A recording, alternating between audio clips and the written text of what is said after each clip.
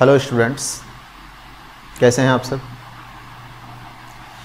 Lockdown के चलते आप सभी की पढ़ाई अभी रुकी हुई है। आपको प्रॉपर स्टडी के लिए कंटेंट नहीं मिल पा रहा, आप स्कूल नहीं जा पा रहे हैं, ये सारी समस्याओं से आप लोग जूझ रहे हैं, लेकिन लॉन्ग टाइम के लिए बहुत बेकार है।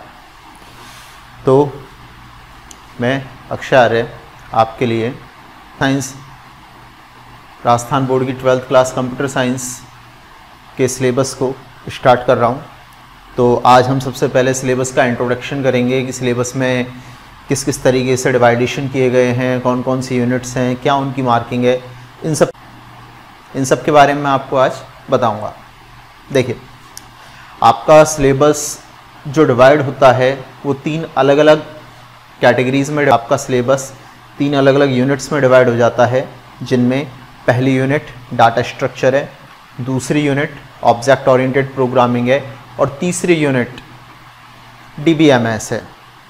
एक अच्छी बात यह है कि 11th के अंदर आप इन तीनों से रिलेटेड चीज़ें पढ़ चुके हैं, थोड़ा थोड़ा नॉलेज आपने इन सभी का लिया हुआ है, तो आपको इन्हें कवर करना बहुत इजी होगा। तो शुरू करते हैं पहली यूनिट के बारे में। फर्स्ट यूनिट आती है आपकी डाटा स्ट्रक्चर।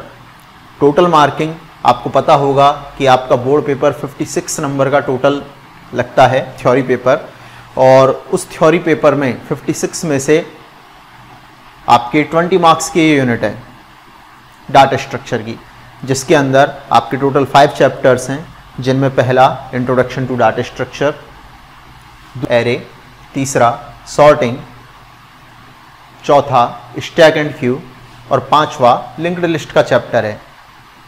इन सब के बारे में हम जब चैप्टर को स्टडी करेंगे तब डिटेल से पढ़ेंगे। अब यहाँ पर एक अच्छी बात यह है, एरे आप ऑलरेडी स्टडी कर चुके हो, तो आपको डाटा स्ट्रक्चर की चीज़ों को समझना थोड़ा सा इजी हो जाएगा। इसके बाद हम बात करें सेकंड यूनिट की, तो सेकंड यूनिट है आपकी object oriented programming. Object oriented programming का आपने थोड़ा सा इंट्रो देखा था आपके 11th क्लास के चैप्टर 3 में, जहाँ पर ऑब्जेक्ट ओरिएंटेड प्रोग्रामिंग और उसके characteristics and input output operations आए थे। यहाँ आप इस लैंग्वेज को प्रॉपरली पढ़ेंगे। तो ऑब्जेक्ट ओरिएंटेड के अंदर C++ लैंग्वेज आपको यहाँ पढ़ाई जाती है। C++ लैंग्वेज से रिलेटेड आपके यहाँ पर कुछ चैप्टर्स दिए गए हैं, जिनमें intro programming in C++, operator, expression and control structure, इसके अलावा C++ फंक्शंस, नेक्स्ट आपका object oriented programming, next constructor and destructor, operator overloading and inheritance के चैप्टर शामिल हैं। और सेकंड यूनिट की जो मार्किंग है वो 16 मार्क्स की है, यानी कि 16 मार्क्स का मैटर सेकंड यूनिट के अंदर आपको आएगा स्टडी करने के लिए। पेपर के अंदर इससे 16 मार्क्स के क्वेश्चंस आएंगे बोर्ड पेपर में। नेक्स्ट आपकी जो यूनिट आती है वो आती है DBMS की, डाटाबेस मैनेजमेंट सिस्टम, जो आप 11th के अंदर चैप्टर 6 में पढ़ के आ रहे हो।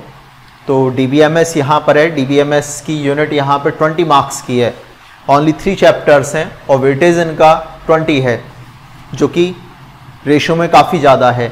इसके अंदर फर्स्ट चैप्टर आपका DBMS कंसेप्ट्स हैं, सेकंड चैप्टर के अंदर RDBMS concept and SQL language है, और थर्ड चैप्टर के अंदर PL/SQL भाषा है, जिसके बारे में आप पढ़ोगे।